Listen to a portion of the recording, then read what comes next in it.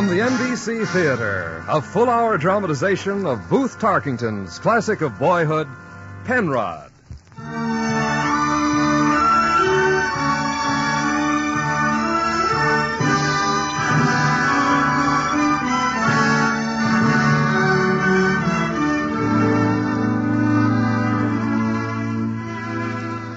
Herewith, the first broadcast of our autumn season. An exciting season, we think, including as it does works by such distinguished authors as Ernest Hemingway, Henry James, F. Scott Fitzgerald, Edith Wharton, Theodore Dreiser, William Faulkner, and Thomas Wolfe.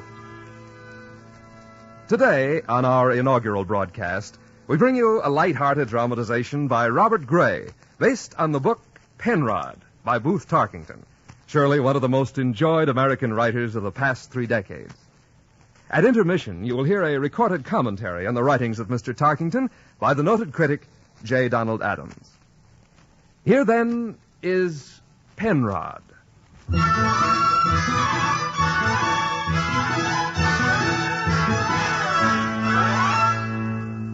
Perhaps you read Penrod for the first time as long ago as I did. The copy I have is a little the worse for wear. Its pages are brittle and brown at the edges, and it has the musty smell of all old books. And on the flyleaf is the inscription, "To Bill on his 13th birthday, from Mother and Dad, July 20th, 1915. Times have changed since Penrod's day, but thank goodness boys haven't. And whether you read it 35 years ago or yesterday, I know you'll agree that Tarkington had the rare gift of understanding boys, and that his Penrod was and is the prototype of all boys of every generation. Suppose we begin on, let me see. Oh, here's a good one. Chapter 7, The Evils of Drink. Now, there's a chapter I still remember very well. When Penrod acquired a dime by a simple and antique process, which was without doubt practiced by the boys of Babylon.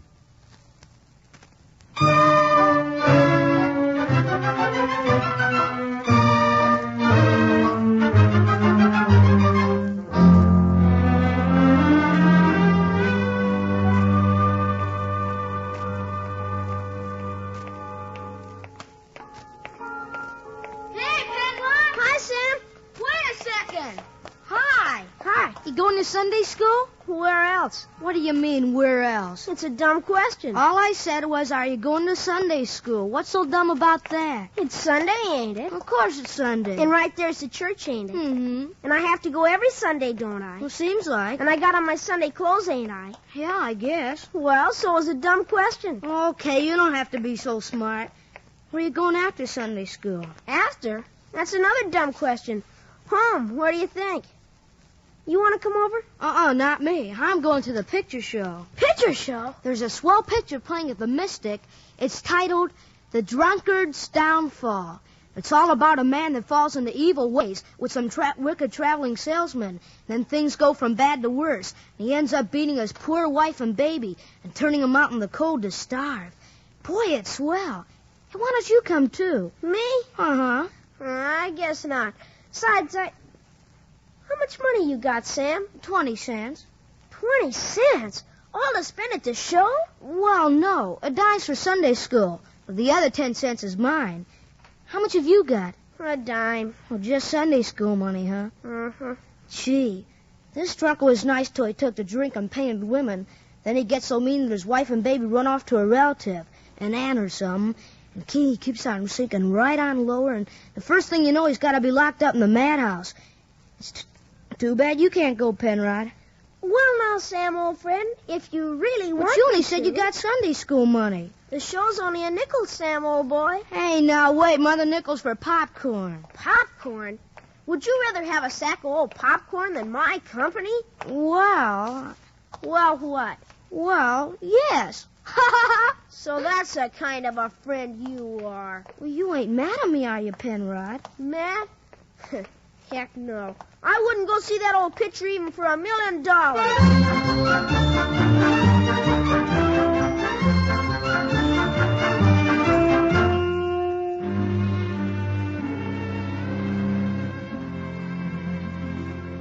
Basil Hearthstone and the Drunkard's Downfall. 2 tickets, please. Thank you. He sold his soul to demon rum. How many, please? One. Half fare, please. Thank you. Pass on in, please. Hot-buttered popcorn. Get your hot-buttered popcorn. I'll have 1 sack. There you are, Sonny. 5 cents. Yes, sir. Golly, it's dark in here. Can't hardly see anything. Maybe this is oh, pardon me. Excuse me. Of all the nerve. Right in my lap. Hey, Penrod. Where are you, Sam? Here, over here. Ow, my corn. Oh, golly, excuse me. Here. What's going on here? I'm just trying to find a seat, that's all. Well, be quiet about it. You're disturbing the other patrons. Yes, sir. Here's a seat, Penrod. I'm coming. Excuse me, please. Right here. Hi. Hi, Sam. Boy, this is a swell picture. He must have begun. Just look at him staggering. He's awful drunk. Who are those people? That's his wife and little baby girl. He beats him something awful. All right. Hey, how'd you get in? Where'd you get the money? Well, I just happened to find it. Find it? Where? In my pocket. Hey, you got popcorn, too. Oh, I know. Didn't put you down the collection plate at Sunday school. All right. I remember now seeing you looking through your pockets like you lost it. Well, I did lose it. You said yourself you saw me looking. Will you 2 kids cut out that talking? Yes, sir. You must have found it again awful quick. Well, it was hiding in the corner of my pocket. Gee whiz, can I help it if that dime didn't want to go to China? Maybe it likes things right here in the old United States.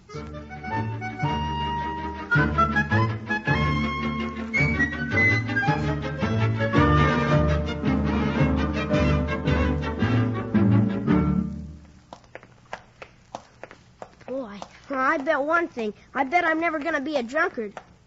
You know something, Sam? Maybe we oughtn't have stayed to see the picture the second time. Why? You afraid you'll catch it when you get home? Well, how about you? I guess if I catch it, you'll catch it, too. Not me. My folks are going visiting this afternoon. Gee. What will you tell them, Penrod? After all, you use your Sunday school money, and that makes it worse. Well, let me think. It better be good. Stop interrupting my thinking. Let's see. I could tell them that... that ain't so good. I know, Sam. I'll tell him I was coming along the street by a little old house, and a lady put her head out the window and said her husband was drunk and whipping her and her little girl. And like in the picture, huh? Yeah, and she asked me wouldn't I come in and help hold him. So I went in and tried to get hold of this drunken lady's husband. Hey, that sounds swell, but... Oh, look, there's a buggy put up in front of your house. Golly. Had a woman and a little girl getting out. Hey, that's Aunt Clara and Cousin Clara. Mama didn't see nothing about them coming. Who's Aunt Clara and Cousin Clara? They're just Aunt Clara and Cousin Clara. Aunt Clara's married to Uncle John, and they live in Dayton, Illinois. Dayton? I wonder where Uncle John is. Sam, golly, you don't suppose... Like in the picture. Boy, I bet that's it. She looks awful worried and excited. There's your mother running out of the house. Anyways, now's your chance to sneak in. Maybe they won't notice how late you are. Oh, rats. Wouldn't you know something had happened just when I had a swell story?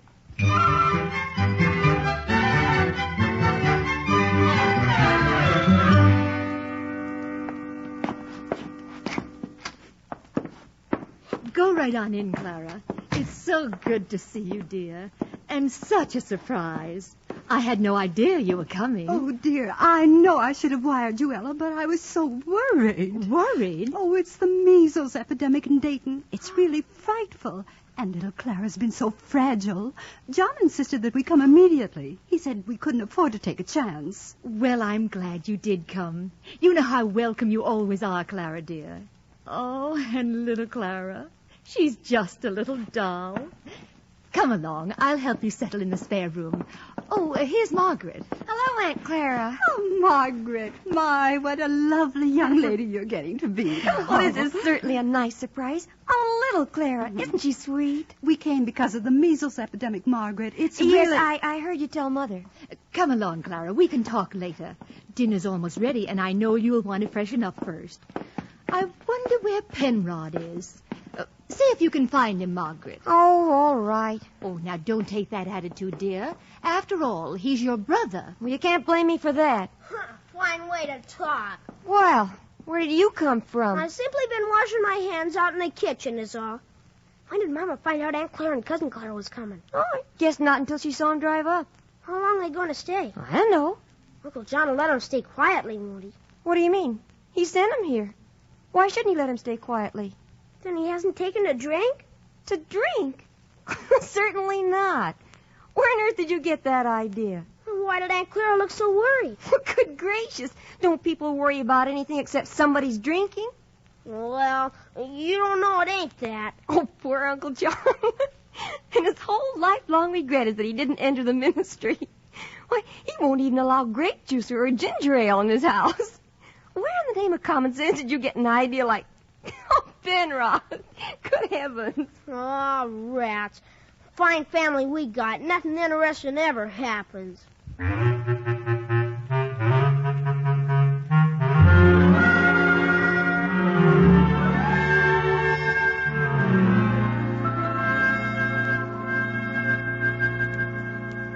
The next morning, when Penrod had once more resumed the burden of education, it seemed infinitely duller.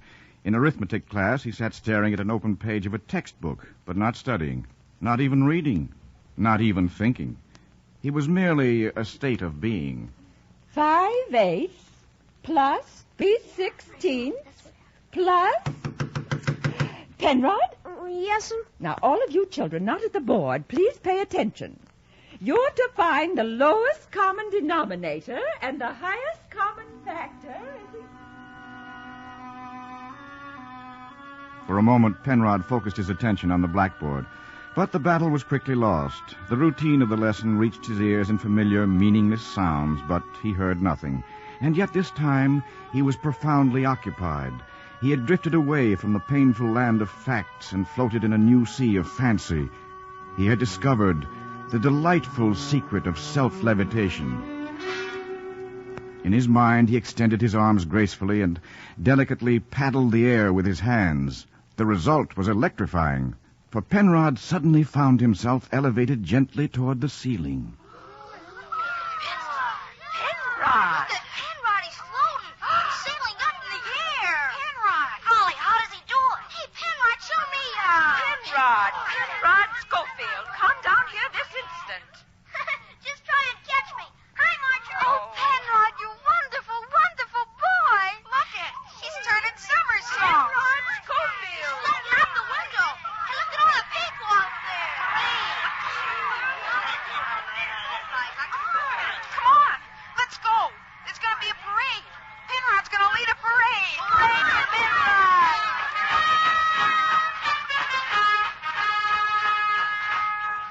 Penrod? Children, come back. Do you hear? Come back. It's amazing. It's a miracle. Call the newspaper. Look, he's almost out of sight. He's sailing through that cloud. Why, it's sensational. It's Penrod. Penrod Schofield. Here he comes again. He's coming back. Oh. Penrod swooped down and took the drum major's baton, and then soaring to a level with the treetops, he beat time for the band and the vast crowd. Marjorie Jones was weeping in admiration and throwing him kisses to prove she loved him. It was a great moment, except for Miss Spence, who kept jumping between him and Marjorie and calling his name. Penrod?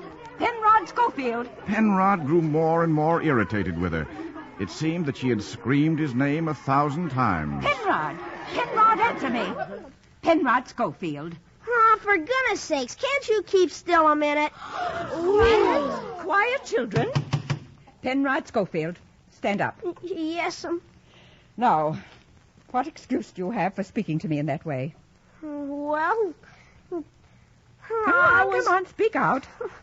I was just thinking. Thinking what? Just thinking. Now, that will do. All right, now, children, you may go for lunch. Oh, boy. All except Penrod. Oh, now what did I do? I'll deal with you in a moment, young man. Boy, you'll get it. I guess you'll be sorry. Oh, rats, go chase yourself. Move along, children. Don't dawdle now. Don't dawdle. Very well, Penrod. What excuse have you to offer before I report your case to the principal? Did you say principal? I did. Yes'm. I want an answer. Well, I was just thinking. Thinking what? I don't know. Well, now that won't do. Yes, Well, if that's all you have to say, come along. Oh, no, gee whiz. I have got an excuse. Well, what is it?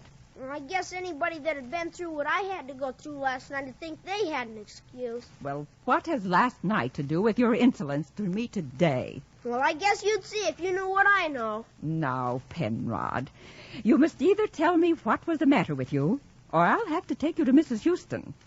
Well, it's 'cause I didn't sleep last night. Were you ill? No, it was lots worse than being sick. It was awful. What was? It was about my Aunt Clara. Do you mean your mother's sister who married Mr. Ferry of Dayton, Illinois? Yes, Uncle John. The trouble was about him. I used to know your Aunt Clara very well, and I've always heard her married life was entirely happy. Well, yes, it was. Until last year when Uncle John took to running around with traveling men. Penrod, what are you saying? Yes, well, that was what started it. At first, he was a good, kind husband. But these traveling men would coax him into a saloon on his way home from work. And they got him drinking beer, and then ales, and wines, and whiskey, and cigars. Oh, poor Aunt Clara. Aunt Clara and her little baby daughter had to come over to our house last night. Baby Clara was so bruised up where he'd been hitting her with his cane. Oh, you mean your uncle had done such a thing? Yes, and Mama and Margaret had to sit up all night nursing little Clara. Oh. And Aunt Clara was in such a state somebody had to keep talking to her. There wasn't anybody but me to do it, so I... Well, where was your father? Ma'am? Oh, Papa. Well, he was down at the train waiting to see if Uncle John tried to follow him. So I had to sit up with Aunt Clara. And she had some pretty big bruises, too. But why didn't they send for a doctor? Oh, they didn't want any doctor. They don't want anybody to hear about it, because Uncle John might reform, and then where'd he be if everybody knew he'd been a drunkard and whipped his wife and baby daughter? Oh, Penrod, this is terrible. Yes, it's kind of bad, all right. Especially when he started running around with painted ladies that wasn't his wife. Oh, dear, poor Clara. So I sat up all night talking and putting hot towels on her bruises. And I kept saying, now, Aunt Clara, there's no use taking on so about it. All the crying in the world can't make things any better. Oh. And then she'd just catch hold of me and sob and kind of holler. And I'd say, don't cry, Aunt Clara. Please don't cry. Oh, you poor boy. I know now. You were so worn out, you just didn't realize what you were saying to me. Yes, well, I guess I was thinking how to save Uncle John. Oh, Penrod. You dear, dear boy.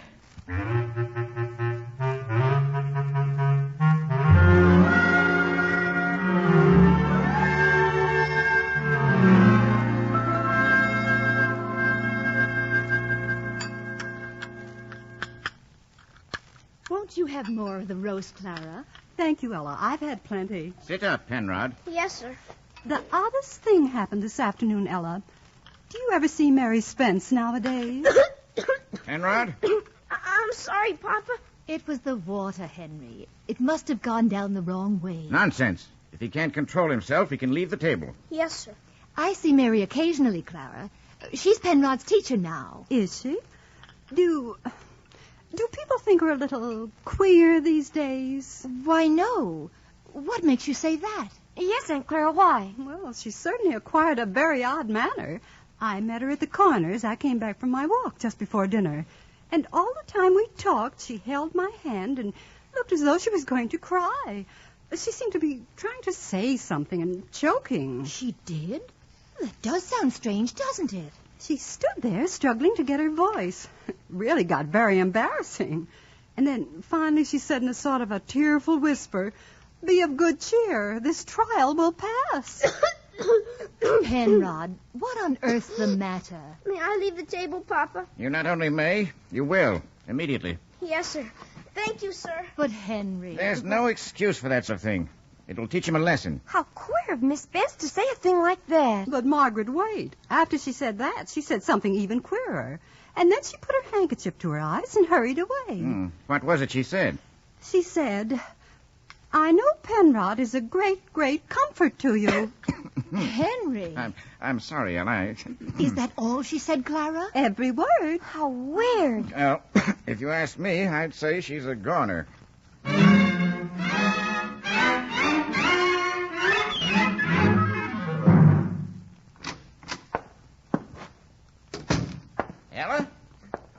Margaret? Well, no one seems to be at home. Hi, Papa. Penrod, where are you?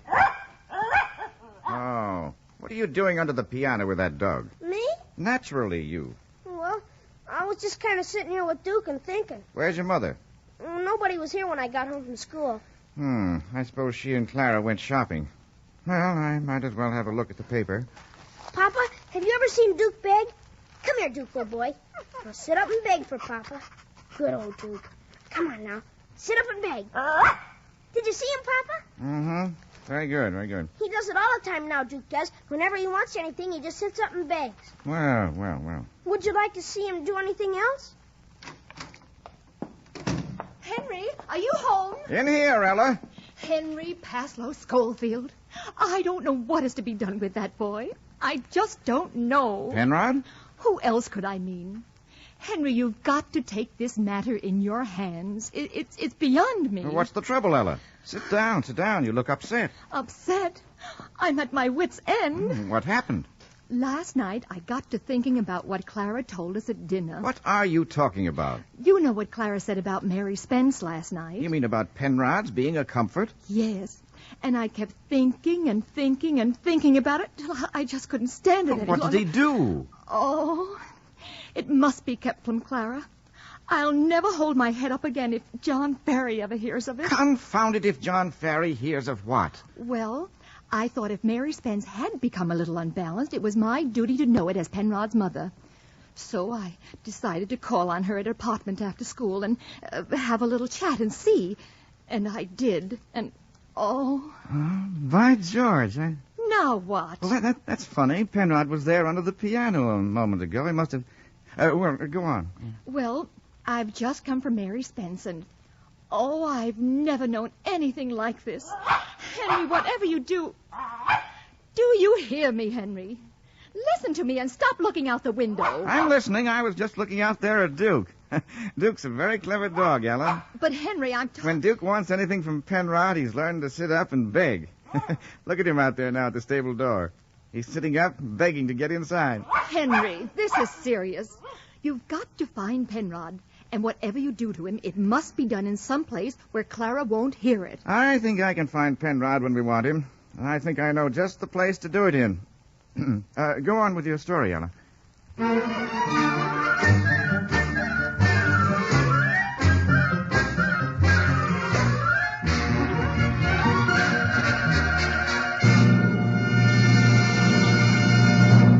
From Hollywood, the NBC Theater is bringing you a radio version of Penrod by Booth Tarkington. If you're interested in supplementing your enjoyment of these NBC Theater productions with home study under college supervision, be sure to listen to the announcement at the close of this program. And now, our intermission commentator, the noted literary critic and author of the Speaking of Books column in the New York Times, Mr. J. Donald Adams. Mr. Adams speaks from New York.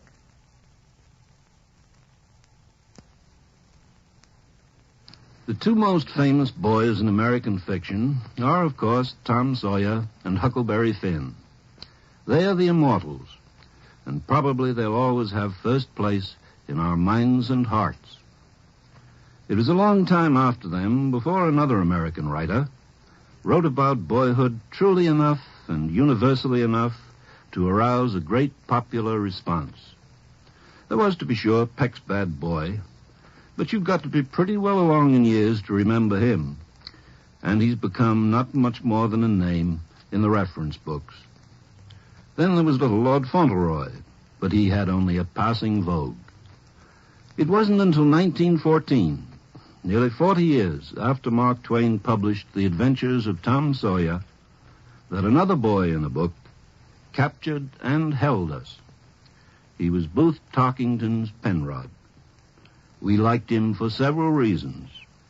Most of all, I suspect, because he was always in trouble and very ingenious in squirming his way out of it. No boy without a marked talent for mischief could make much appeal to the American imagination, and Penrod had what it takes. There was one great difference, though, between Mark Twain's Tom and Tarkington's Penrod. Mark Twain wrote about Tom from the inside out. He was reliving his own boyhood, and from its own point of view. Tarkington, on the other hand, is the grown-up watching the young fry with kindly amusement. He used the same approach later when he wrote about teenagers in 17. And it's this difference, I suppose, that guarantees a longer lease of life for Tom Sawyer and Huckleberry Finn. Nevertheless, Penrod is a real boy, a person in his own right, living in his own world, as all children do, a fact which we sometimes forget. If Tarkington doesn't really re-enter that world as Mark Twain did, he shows it to us with a humorous detachment. And Penrod will probably have a longer life than any other of Booth Tarkington's creations, except for Alice Adams. That was the book in which he drew closest to life. Thank you, Mr. Adams. Our dramatization continues from Hollywood after a brief pause for station identification.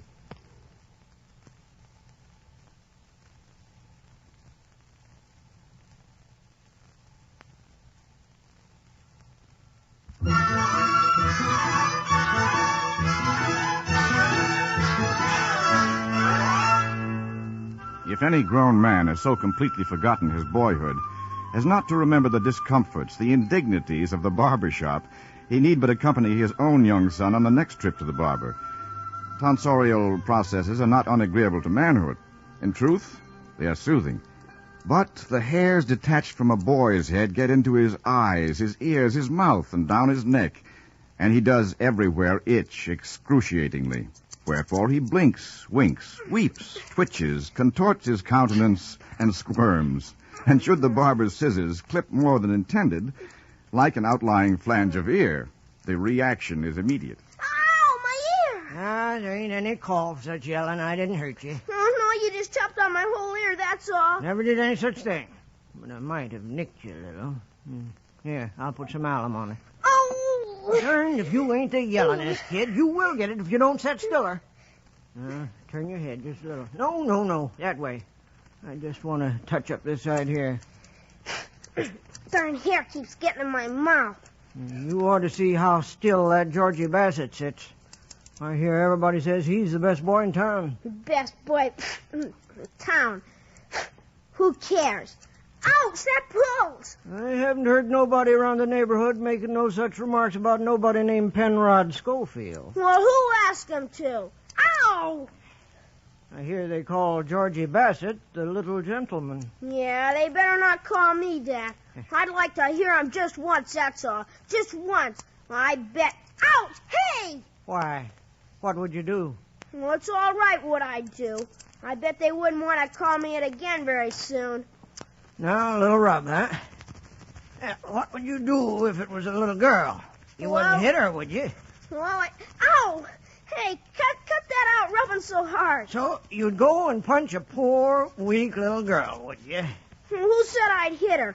I bet I'd fix her, though, all right. She'd see. Now, just finish off a little tonic. I want to hear what you'd do if a young lady ever walked up and called you a little gentleman. I want to hear what you'd do to her. I'd do enough, I said. Don't you worry about that. And if it was a boy, what would you do then? We'd be lucky if he got home alive, that's all. Well, yeah, it smells good, don't it? Oh, gee whiz, when are you going to be through? As soon as I comb it now. What would it make you so mad for, to have somebody call you a little gentleman? Why, it's kind of a compliment, you might say. What would you want to hit anybody for that for? Huh? Guess that does it. You can get out. You just let him try it. Here's your money. Just let him try it, that's all I say. They'd find out quick what'd happen. And believe me, it'd be plenty. That boy sure case.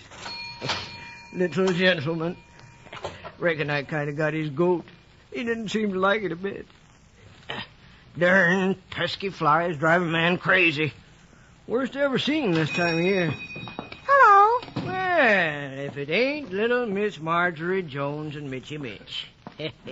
You come down to have your hair cut, Mitchy Mitch? Don't want a haircut. Now, Mitchy Mitch. Mama says not to cut it too close. All right, Marjorie. Now, come on here, Mitchy Mitch. Let's get up in the chair.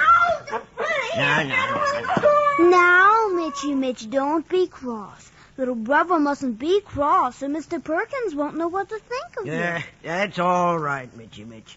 I reckon you couldn't behave no worse than Mr. Penrod Schofield. Penrod? I just finished cutting Penrod's hair, and he don't want nobody to call him a little gentleman. Oh. No, sir. I says to him, they call Georgie Bassett a little gentleman, I hear. And he says, they better not call me that. Well, I never. Yes, sir. That's what he says. Nobody'd better call me a little gentleman. Nobody.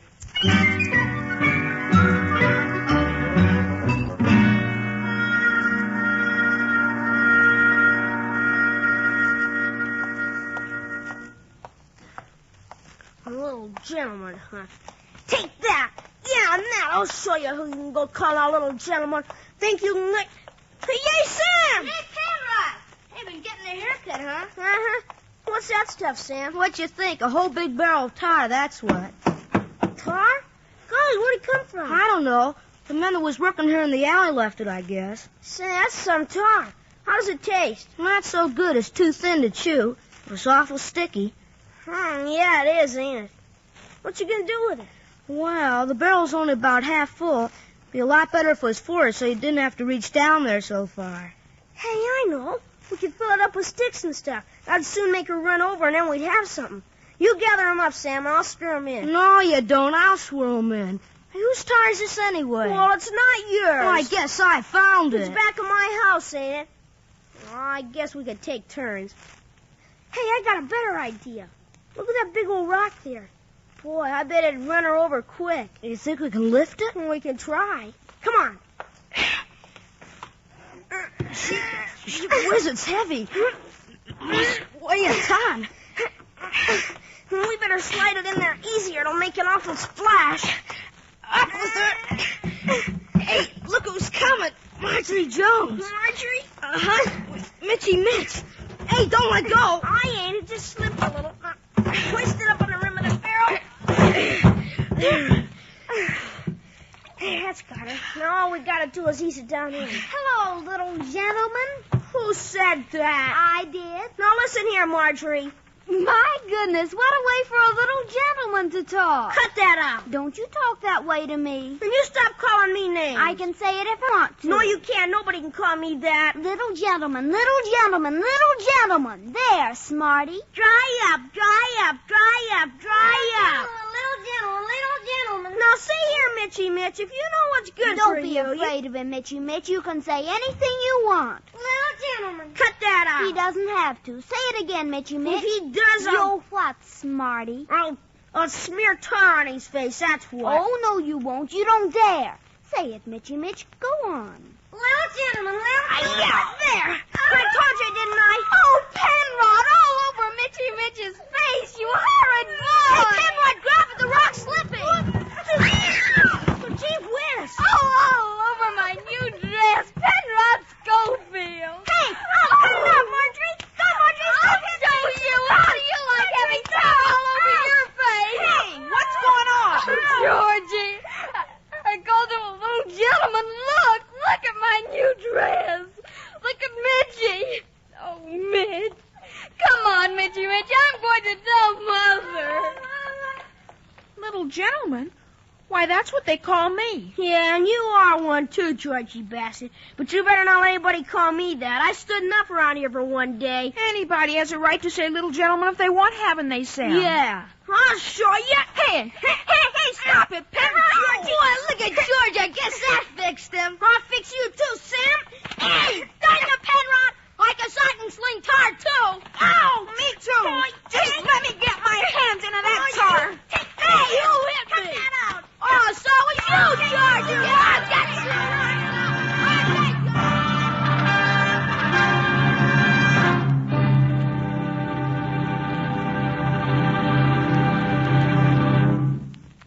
He's a stark, raving lunatic. Now, Henry. I'd send him to military school. Don't think they'd take him. Do you know why he says all that awfulness happened? He said everybody had been calling him names. Names?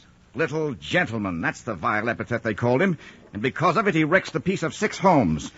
I know. Why, it's ridiculous. He refuses to explain why he objects to it, but says he'd do the same thing again, and worse, if anybody calls him that, even the President of the United States. How long did you have him locked up? Shh. About 2 hours. But I don't think it softened his spirit. I know it didn't. I tell you, he's a lunatic. Why on earth should... It's beyond me. Why do you keep shushing me? Shh. It's Mr. Knosling, the new rector of St. Joseph's. Where? On the front porch with Margaret. He's so superior to most of her friends, Henry. He talks so intellectually. It's a good thing for Margaret to hear that kind of thing, for a change. Well, if you want him to come around again, you'd better not let him see Penrod. Oh, dear. He's staying for dinner. I don't know what I'll do if Penrod doesn't behave.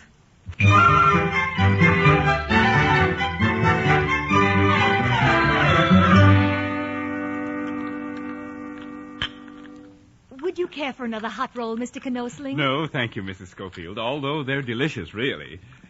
My, it has been a wonderful day, hasn't it? Warm but balmy. I suppose, little gentleman, you've been indulging in... Oh, a lovely day. Lovely, just lovely. Penrod. Beautiful, beautiful, just beautiful. You'll have another slice of breast of the chicken, Mr. Knosling? No, thank you, Mr. Schofield. To be a boy again. Boyhood is the age of relaxation. One is playful, light, free, unfettered. The young learn quickly, spontaneously. They perceive the obligations of noblesse oblige. They begin to comprehend the necessity of caste and its requirements. They learn what birth means. Yes. That is, they learn what it means to be well born. Oh, of course, yes. They learn courtesy in their games, politeness, consideration for others. I make it my pleasure to join them often, for I sympathize with them in all their wholesome joys as well as in their little bothers and perplexities. I understand them, you see, and let me tell you, it is no easy matter to understand the little lads.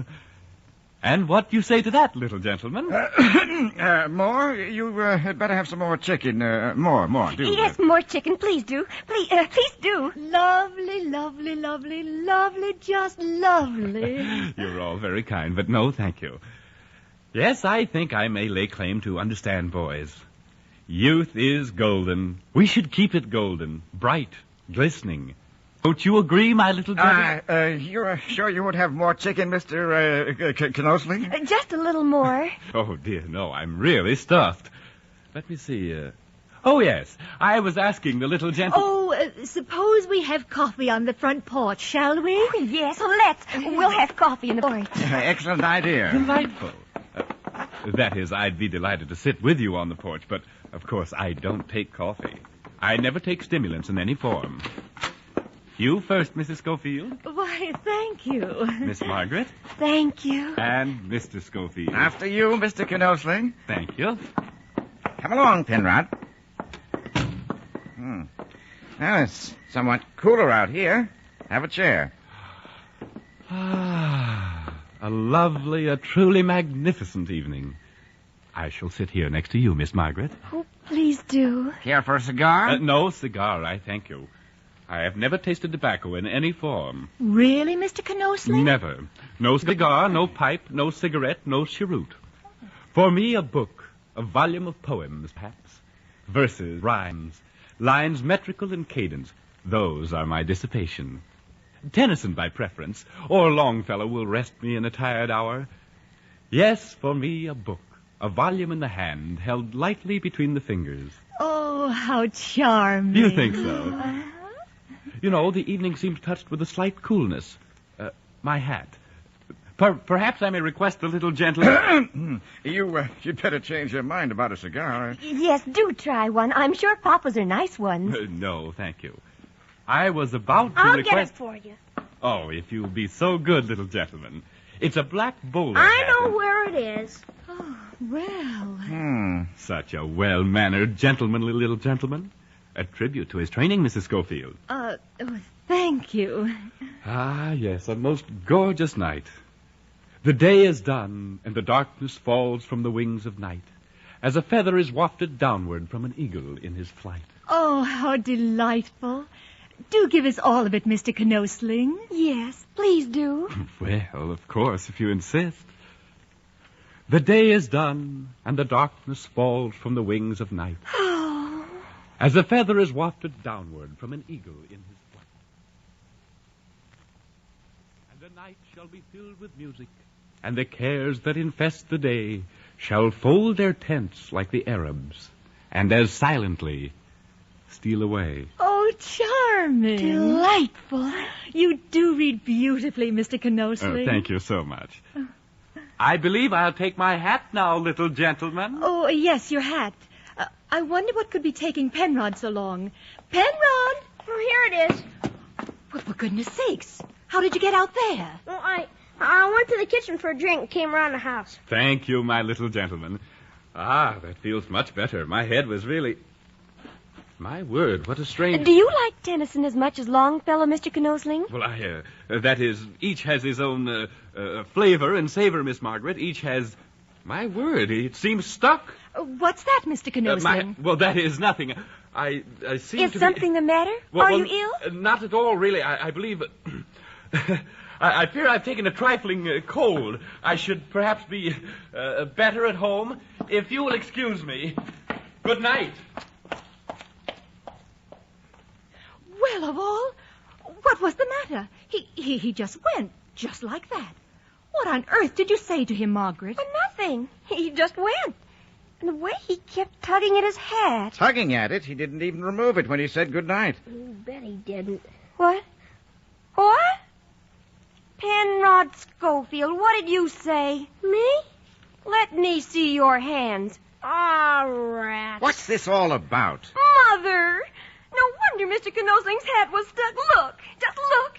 There's tar all over Penrod's hands again.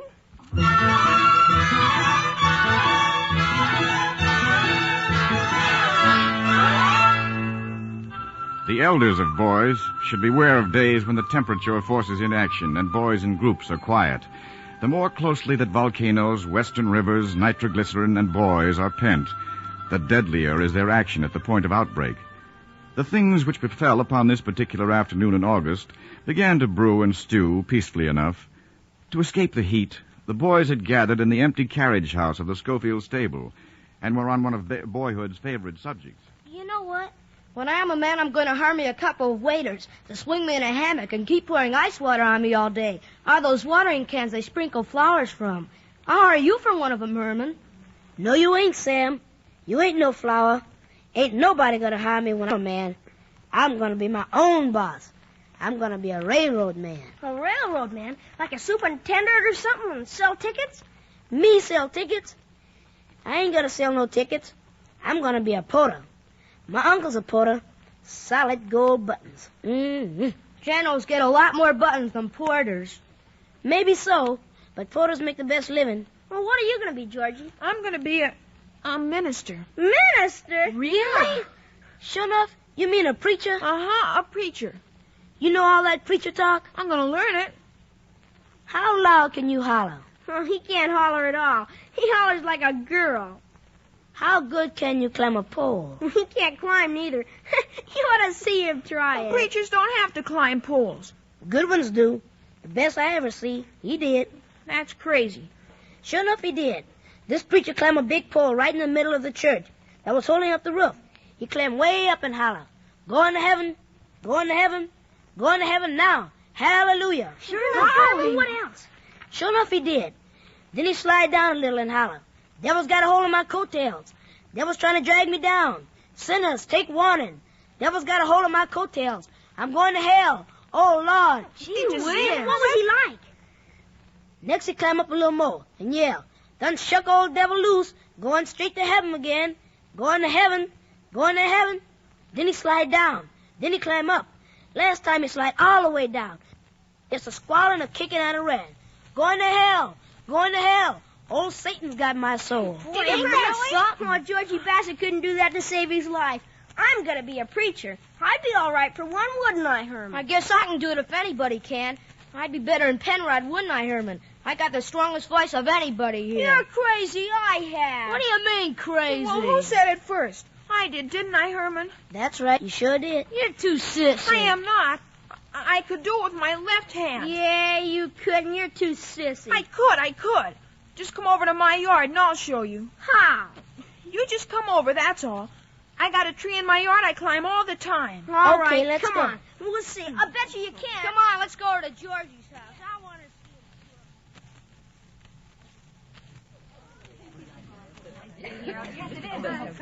Oh, do come in, Mr. Knosling. We've been waiting for you. Thank you, Mrs. Bassett. Thank you indeed.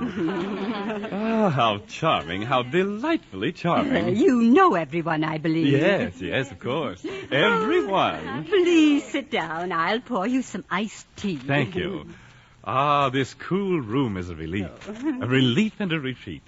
The windows open, the blinds closed. That's the way it should be. It's a retreat, a fastness, a bastion against the heat's assault. For me, a quiet room and a book, a volume in the hand held lightly between the fingers, a volume of poems, lines metrical and cadenced, something by a sound Victorian. We have no later poets. Swinburne, Mr. Knosling? Swinburne? Not Swinburne, no. Oh. I do not observe your manly son, Mrs. Bassett. Oh, he's out playing in the yard. I think I heard his voice only a moment ago. I hear wonderful reports of it. Yes, wonderful reports, Mrs. Bassett. Oh, how nice of you to say it. Not all boys are of such a lofty spirit, I'm afraid. For instance, you have a neighbor whose household I feel it quite impossible to visit until a firmer hand is taken. Penrod Schofield is... But Georgie doesn't play with him. That is, he avoids him as much as he can, without hurting Penrod's feelings. I shouldn't wonder.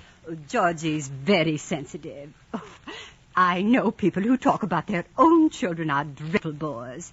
But only last Thursday night, Georgie looked up at me so sweetly after his prayers and said, "Mama, I think it would be right for me to go more with Penrod. I think it would make Penrod a better boy." And that very afternoon, mind you, he had come home in a dreadful state. Penrod had thrown tar all over him. Yes. Your son has a forgiving spirit, a too forgiving spirit. Wasn't it Cardinal Newman who said... Pick his tree. Don't we come over here to get one of his own trees? Sure, give him a fair shove. The little lads, they have their games. They grow and they learn. Yeah, let her go. Going to heaven. Going to heaven. Going to heaven. Heaven, heaven. My word. Georgie. Louder. Devil's got my coattails, sinners. Whole devil's got my coattails. Going down. Going to hell. Georgie. Well, we must see what this is, quickly. Louder, ain't near loud enough. Going to heaven.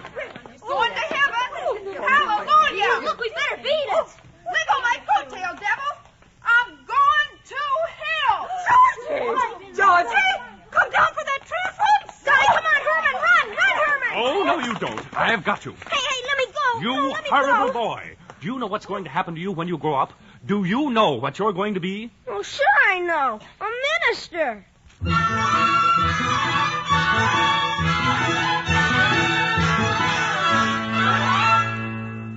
For a boy to be 12 is an attainment worth the struggle. Distinction and honor wait upon him. Younger boys show deference to a person of 12. His experience is guaranteed, his judgment therefore mellow, and his influence is profound.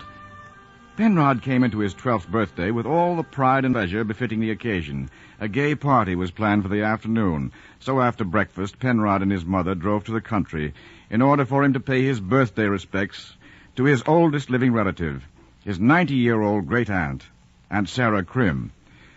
They found her digging with a spade in the garden when they arrived, and now as they enter the house, Aunt Sarah says, "Well, Ella, I'm glad you brought him. Ginny's baking a cake that I'm going to send over for his birthday party. How sweet. Thank you, Aunt Sarah Penrod. Thank you, Aunt Sarah. And I've got something for him right here. Just a minute. Here you are, Penrod. Golly, a slingshot. Aunt Sarah. Oh, don't worry. It isn't for him. It ain't? No, it ain't. Goodness. Break all to pieces the first time you tried to shoot it. because it's 35 years old. 35 years old? It was your father's. I want to send it back to him, and I think it's time. Now, you give it to him from me, Penrod, and you tell him that I said I believe I can trust him with it now. I don't understand, Aunt Sarah. Well, I took it away from him 35 years ago. One day after he killed my best hen with it. Oh, accidentally. And broke a glass pitcher on the back porch with it. Accidentally, of course. And my goodness, you know, you look like him, Penrod. He was anything but a handsome boy. Yes'm. Yeah, help yourself to the lemonade and ginger cookies, but of course you will anyway. Yes'm. And here, Penrod, now here's a present for you from me. Gee whiz! A pocket knife? Yes, it's a pocket knife. Well, of course, it's a perfectly lovely one, Aunt Sarah, but don't you think I suppose you'll do something horrible with it, Penrod. I hear you do that with everything anyhow, so you might as well do it with this and have more fun out of it. They tell me that you're the worst boy in town. Oh, Aunt Sarah. Nonsense. But on his birthday... That's the time to say it. Penrod, aren't you the worst boy in town? Yes'm. Certainly. Once you accept a thing about yourself as established and settled, it's all right. Nobody minds. Oh, boys are just like people, really. Now, go ahead, eat all the cookies you want. You'll be sick before the day's over anyhow, so you might as well get a good start. Penrod, sit up and stop wriggling. And take your feet off the chair rockers. You'll scratch Aunt Sarah's furniture. Oh, it's all right, fiddlesticks. You don't expect boys to be civilized, do you? Well, You might as well expect eggs to crow. No, you've just got to take boys as they are and learn to know them as they are. Naturally, Aunt Sarah. I know Penrod. Do you think his father knows him, too? Of course, men are different, but a mother... Penrod, your mother's real belief is that you're a novice in a convent. Ma'am? Aunt Sarah. I know she thinks that because whenever you don't behave like a novice, she's disappointed in you. And your father really believes you're a decorous, well-trained young businessman. And whenever you don't live up to that standard, you get on his nerves. And he thinks you needs walloping. Does whipping do you any good? Ma'am? Go on. Fill yourself up uncomfortably. You're 12 years old and you ought to be happy if you aren't anything else. It's taken over 1,900 years of Christianity and some hundreds of thousands of years of other things to produce you. And there you sit. Ma'am? It'll be your turn to struggle and mush things up for the betterment of posterity soon enough. Drink your lemonade.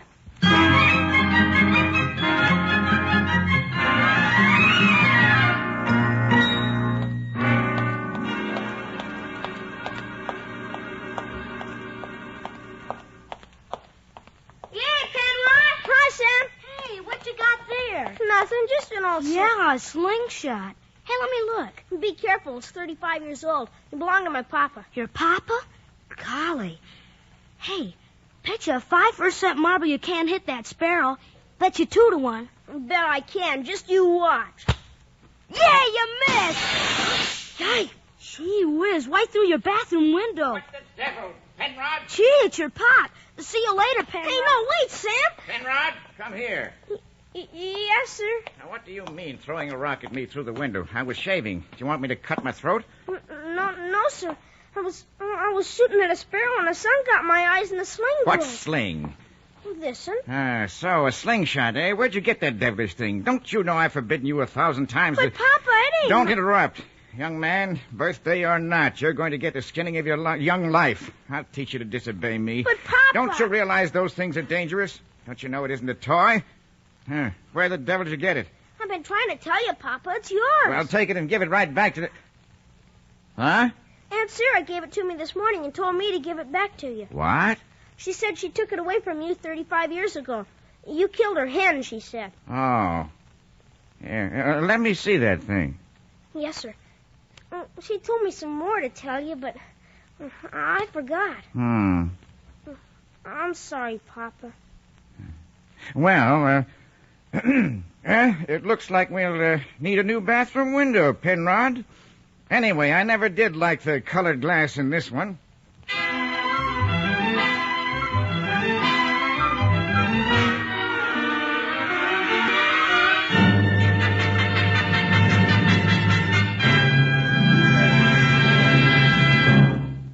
You have been listening to Penrod, an NBC theater production of the novel by Booth Tarkington.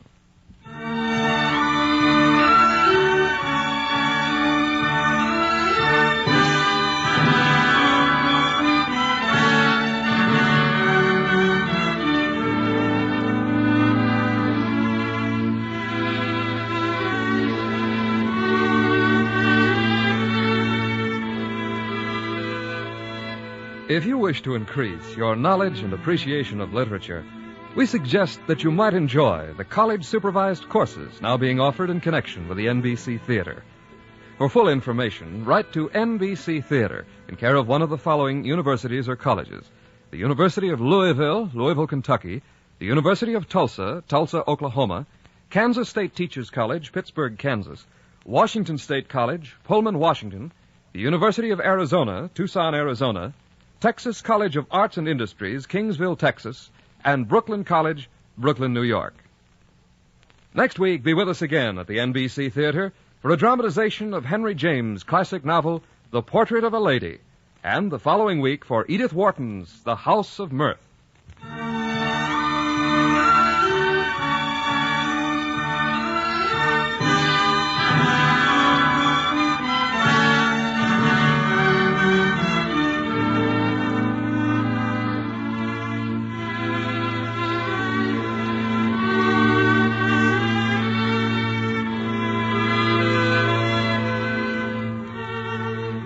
Penrod was prepared for broadcast by Robert Gray. Johnny McGovern played Penrod, and Jeffrey Silver was Sam. Others in the cast included Gail Bonney, Margie List, Florence Ravenel, Ted Von Eltz, Marion Richmond, Tom Charlesworth, Gigi Pearson, Junius Matthews, Byron Kane, Ann Whitfield, Jerry Farber, and H.B. Barnum. Your announcer, Don Stanley. Our intermission commentator was J. Donald Adams, whose commentary and the transitional music were recorded. The director of today's NBC Theater production was Warren Lewis.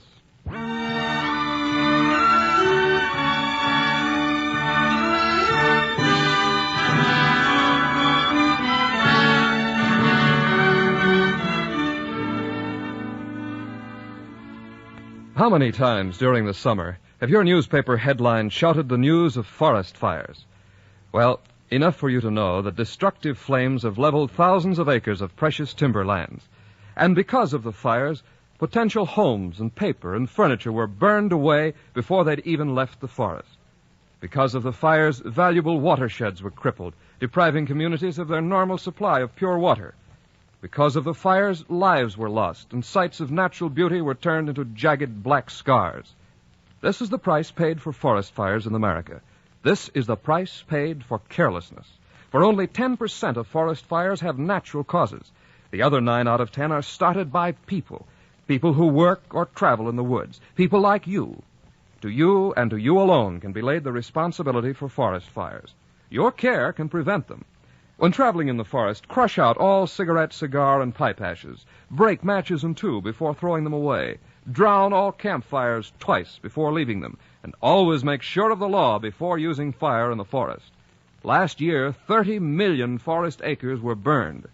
This year, another 30 million will be destroyed unless you are careful. Only you can prevent forest fires.